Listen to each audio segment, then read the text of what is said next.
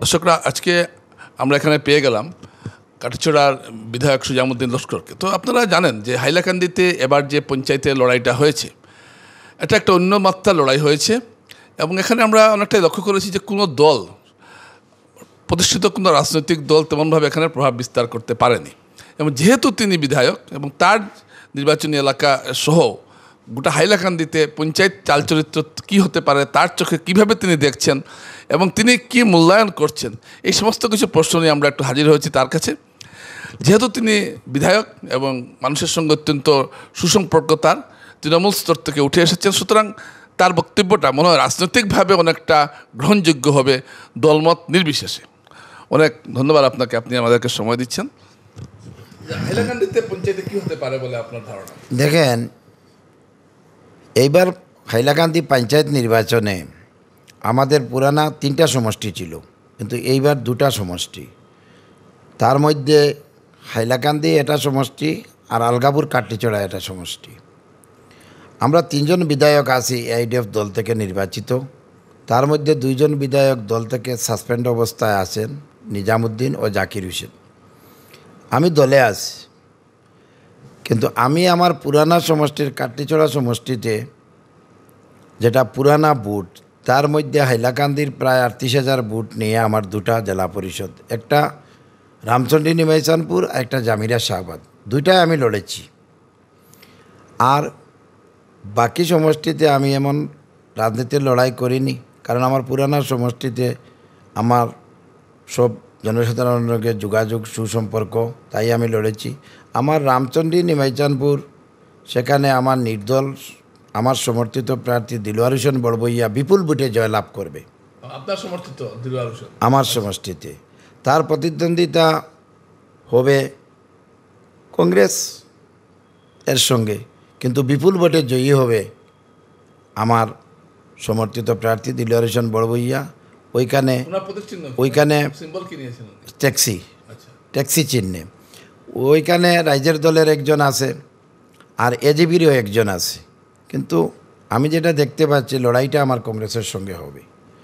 আমার 2 নম্বর সমষ্টি জামিরা শাহবাদে, সেখানে আমার দলেরও প্রার্থী আছে, নির্দল AIDF-এর নির্দলের আরেকজন ভদ্র মহিলা আছে, তার মধ্যে আমার এজিপির একজন আছে, এজিপি বিজেপি অ্যালায়েন্স যেটা, এই 3 জনের মধ্যে লড়াই হবে। কংগ্রেস এইখানে কোনো ফ্যাক্টর নয়। কংগ্রেস আমার 2টা সমষ্টিতে ধূলিসাৎ হয়েছে, কংগ্রেসের কোনো লড়াই নেই। কিন্তু বাকি 3টা সমষ্টিতে কংগ্রেসের একটু লড়াই আছে। তো বিজেপি কংগ্রেস হাড্ডাহাড্ডি হবে। কংগ্রেসের যেটা পার্লামেন্ট ইলেকশনে ছিল, আমার হাইলাকান্দি জেলার মধ্যে আলগাপুর কাটলিচড়া সমষ্টিতে 1,60,000 ভোট হাফিজ রশিদ সাহেব পেয়েছিলেন, কিন্তু এইবার 50% ভোট আমার ইন্ডিপেন্ডেন্টের পক্ষে চলে গেছে। সেটা ধরে রাখতে পারেনি।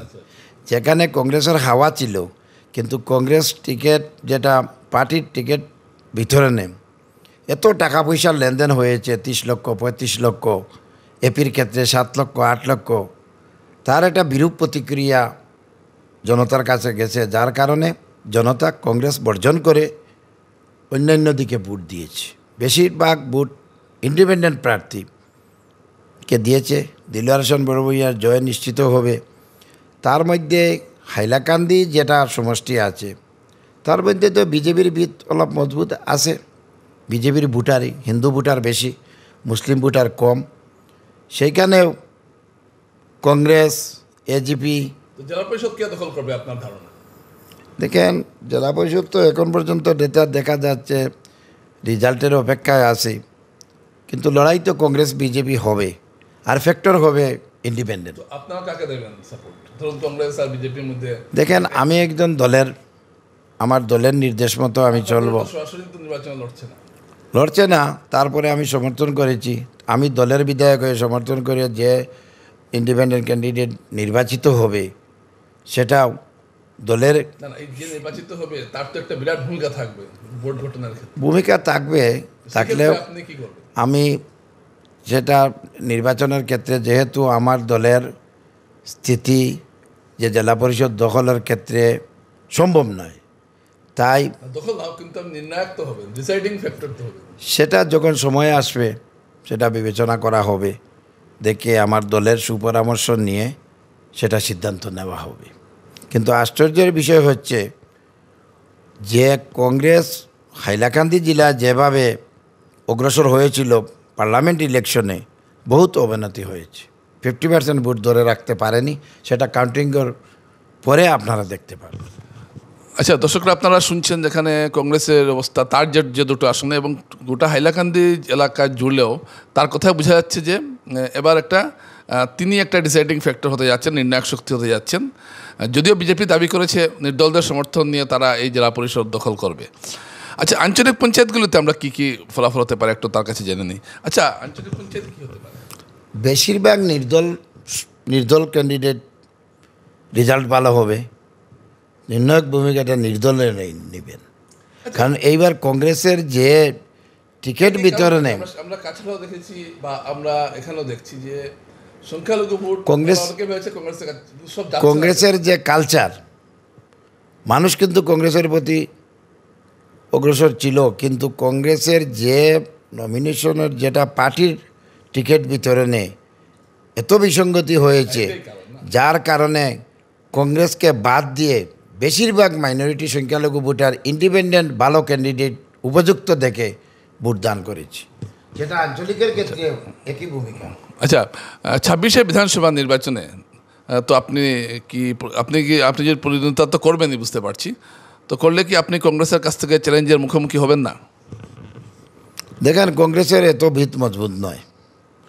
আসামের পঞ্চায়েত নির্বাচনের লোকসভায় ভালো পেয়েছে, কিন্তু পঞ্চায়েতের যে নির্বাচন স্থানীয় হলেও সমগ্র আসামের মধ্যে, রাজ্যের মধ্যে যে চিত্র দেখা গেছে, আপনি দেখেন ইলেকশনের আগে 269টা এপি